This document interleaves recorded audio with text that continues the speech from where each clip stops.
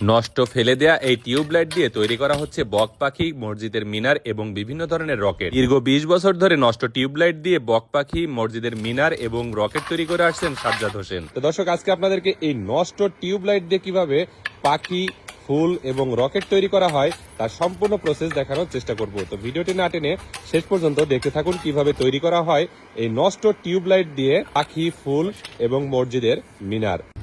এই বাদদা টিউবলাইট ভেঙে আমি এইগুলো দিয়ে কাছের মিনার বানাবো, মসজিদের শোপিস বানাবো, ফুলদানি বানাবো, কাছের বক পাখি, এইগুলো আমরা করবো। একটা বড় রাজহাঁস পাখি বানাবো।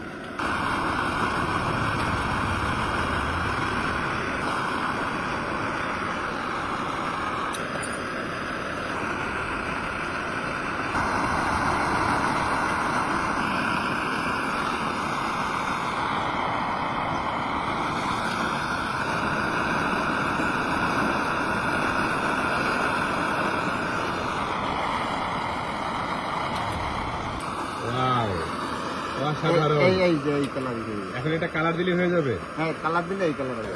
এবার কি মিনার হবে কাকা? এটা মিনার হবে মসজিদে। মসজিদের মিনার? জি।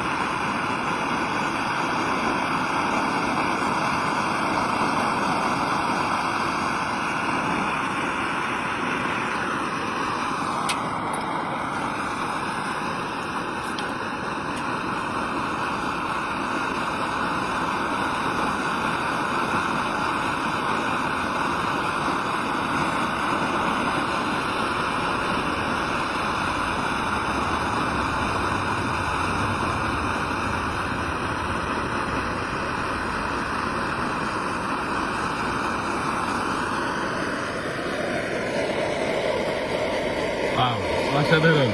এ কি মসজিদের মিনার কাকা? হ্যাঁ, এটা ছোট গম্বুজ, মসজিদের উপরে যেটা থাকে সেটা। আচ্ছা আচ্ছা, তাহলে একটা সুন্দর করে শোপিস বানায় দেন। আচ্ছা।